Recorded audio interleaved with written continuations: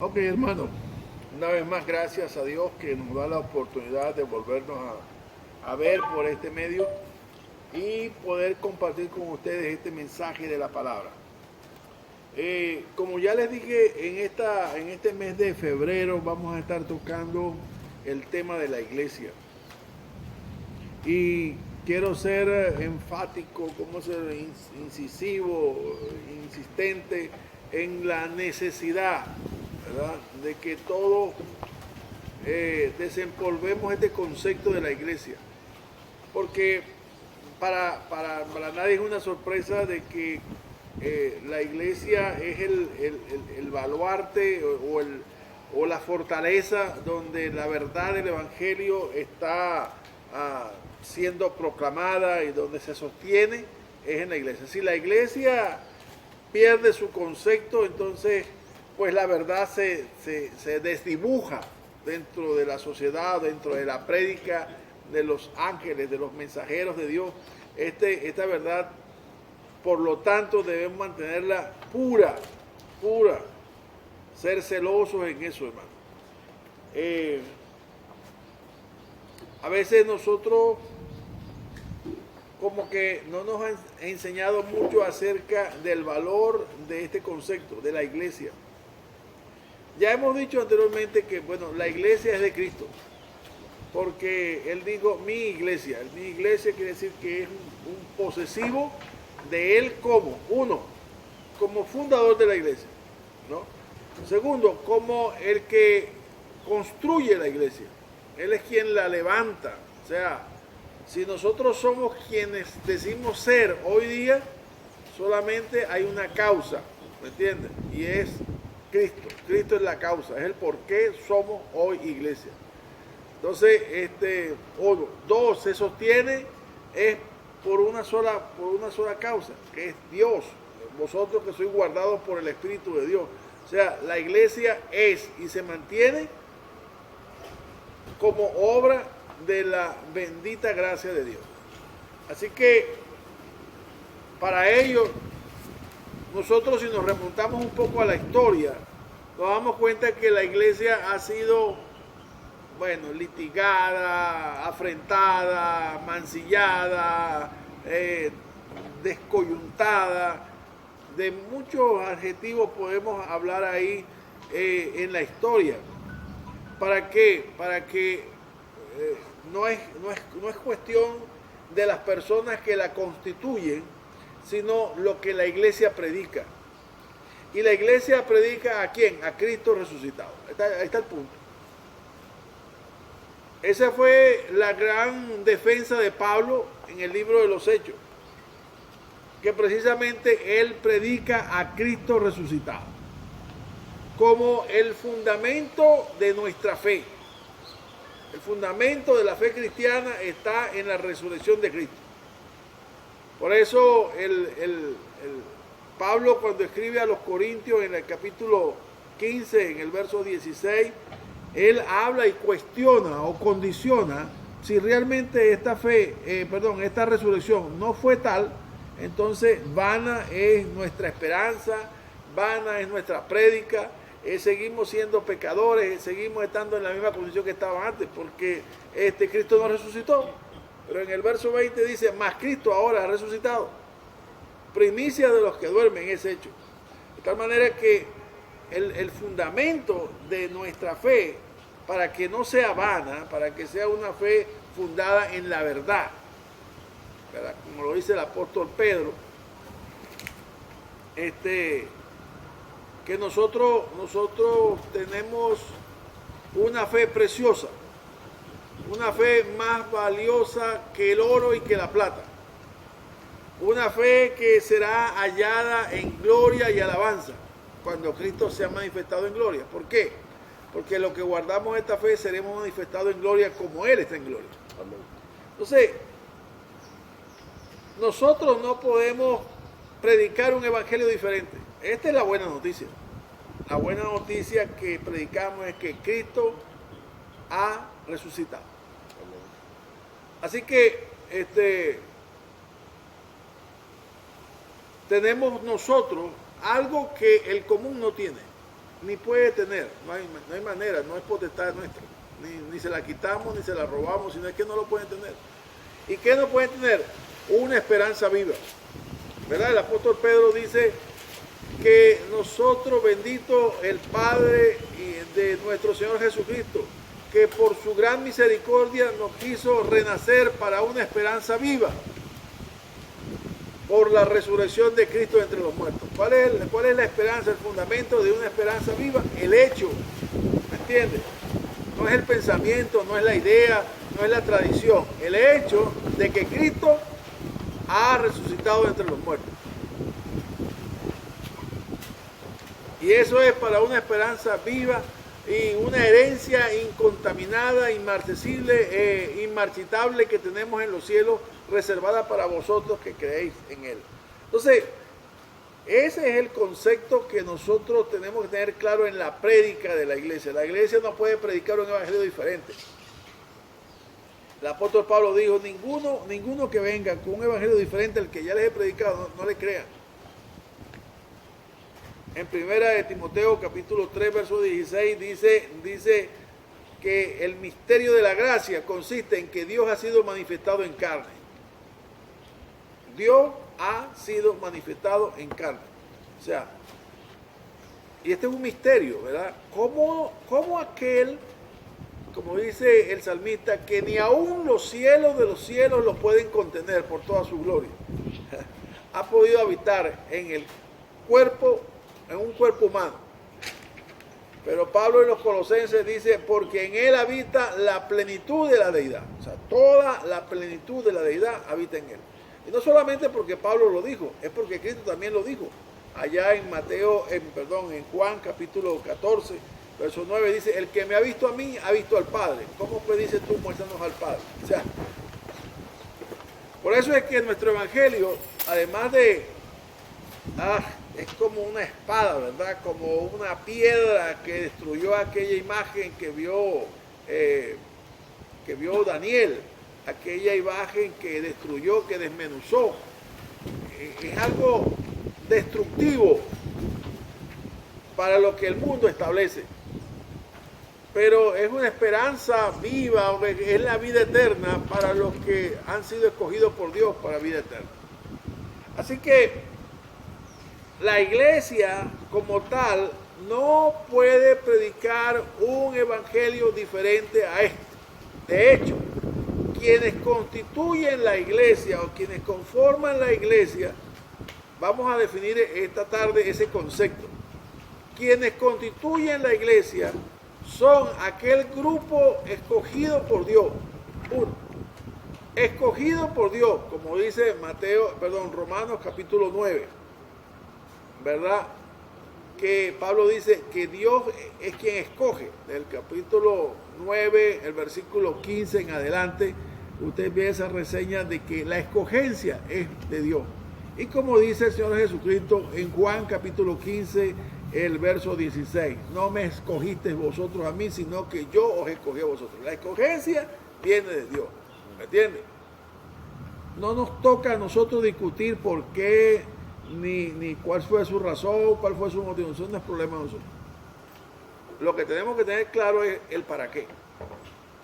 Y ya vamos a hablar un poquito sobre eso. Entonces, hermano, el concepto de la iglesia tenemos que esbozarlo de esta manera, como esa asamblea o grupo de personas que confiesan haber tenido un encuentro con Dios, un encuentro con Dios. Y vuelvo, como decía ayer en mi clase, hay muchas, pero muchas formas de tener ese encuentro. Pablo tuvo un encuentro vía Damasco, ¿verdad? La mujer samaritana tuvo un encuentro. El ciego Bartimeo tuvo un encuentro. La mujer sorprendida en adulterio tuvo un encuentro. El ciego de nacimiento tuvo un encuentro. Y así innumerables casos que tuvieron encuentro. Pero ese encuentro no fue algo estéril. Fue un encuentro que cambió su vida. ¿Se acuerda? Viene a mí el caso de Juan capítulo 9, cuando el ciego se encuentra, después que lo expulsaron de la sinagoga, se encuentra con Jesús, y cuando Él se le revela a Él como el Señor y el Salvador, es verdad, el ciego, o el que había estado ciego, que ahora ve, se arrodilla delante de Él y le dice, Señor. Ya cuando decirle Señor, Él está diciendo, tú eres mi Señor, o tú eres mi autoridad. Y esa es la primera, vamos a decir, la primera cláusula o el primer punto que hablamos acerca del concepto de quién es la iglesia. La iglesia está formada por una asamblea o una congregación o un grupo de hombres y mujeres que confiesan haber tenido un encuentro personal con Cristo, ¿verdad? Y consecuencia de ese encuentro le confiesan como Señor y Salvador de su vida. Eso tiene que estar claro. La iglesia no puede estar conformada por otro tipo de personas. Nadie puede ser recibido en la iglesia como miembro de la iglesia a menos que haya sido confeso o haya confesado o haya hecho tal declaración. Si vamos a Romanos capítulo 10, donde dice que dice cerca de ti está la palabra en tu boca y en tu corazón, y esta es la palabra de fe que predicamos, que si confesares con tu boca que Jesús es el Señor y creyeres en tu corazón que Dios le levantó a los muertos, serás salvo. Entonces, esa experiencia de esa confesión tiene que darlo todo hombre o mujer previo a su recepción o recibir la condición de miembro de la iglesia. Entonces, la iglesia viene a ser el grupo de personas que confiesan haber tenido un encuentro con Cristo, ¿verdad? Donde Dios se ha revelado a su vida y desde entonces le confiesan como Señor y Salvador. Luego de ello, en una sola palabra, de haber creído, ¿verdad? La persona debe obedecer al bautizo.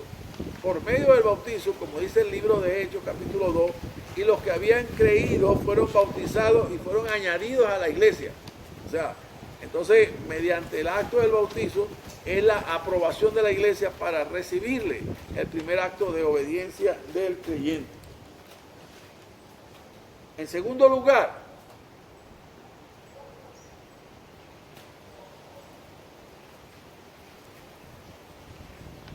además de confesar o de testificar que la obra expiatoria de Cristo, o sea, voy a hablar de la obra, su vida, su palabra, su muerte y, como dije hace un momento en la introducción, su resurrección, ¿verdad? Es suficiente para que el hombre pueda ser justificado delante de Dios. O sea, yo puedo decir, ¿verdad? Creo que la muerte, la entrega de Cristo y la resurrección de Cristo es lo único necesario y suficiente para que mi vida haya sido justificada delante de Dios. Y de eso podemos hablar muchas cosas en la soteriología de la doctrina de la salvación.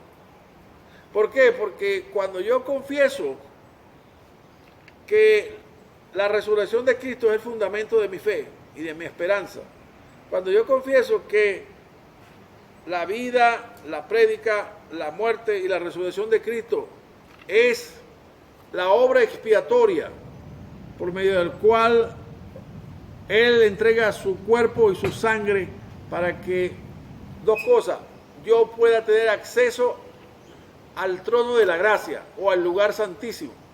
Y segundo, para que mis pecados sean quitados, que es lo que se antepone, lo que me separa de Dios. Así como dice Isaías 59:2, porque vuestros pecados han hecho separación entre vosotros y vuestro Dios para no oíros.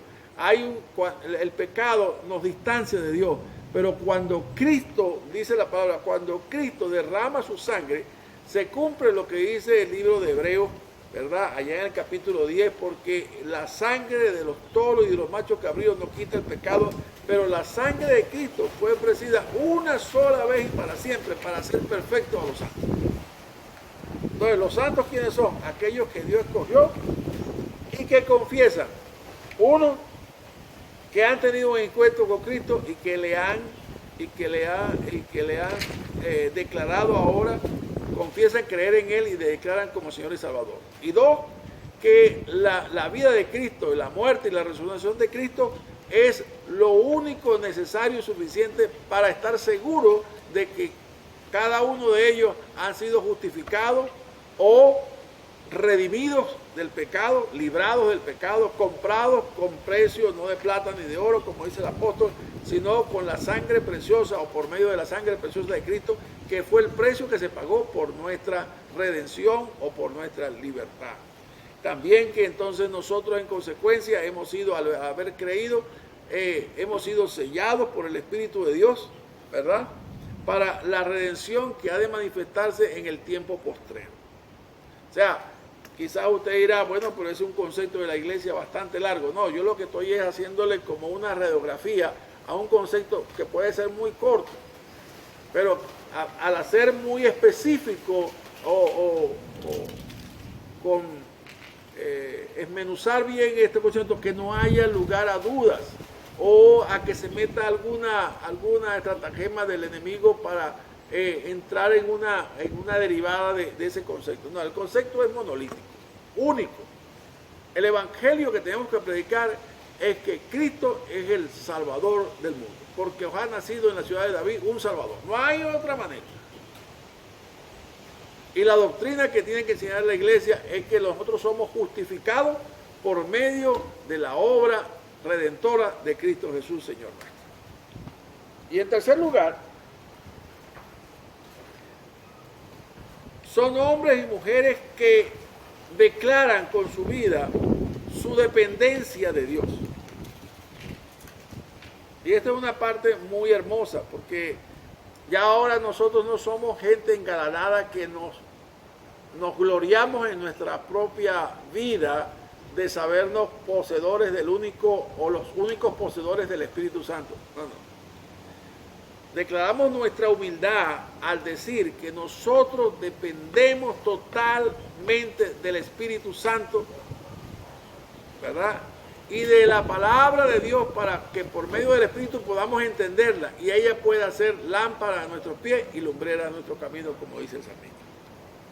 Entonces, hermano, mire, llévese este concepto en esta pequeña exposición que le estoy dando. Léalo, escríbalo, ¿verdad? Redúzcalo, hágalo de un solo bloque. Pero estos tres aspectos tienen que estar. Cristo es el mensaje, ¿me entiende? Su redención o su obra redentora, vicaria, expiatoria para nuestra redención es el segundo mensaje. Y tercero, nuestra dependencia total del Espíritu de Dios mismo, para que por medio de su palabra nosotros podamos caminar sabia, cabal, mesuradamente, sobriamente en este mundo sin tener tropiezo. Espero que esto le haya servido para edificar su vida y usted es miembro de la Iglesia de Cristo cuando está dentro de estos pasos que le hemos mencionado, 1, 2 y 3. Que el Señor les bendiga y que, bueno, repitan una y otra vez, cualquier cosa estoy a sus órdenes por esta misma vía. Dios les guarde y Dios les bendiga.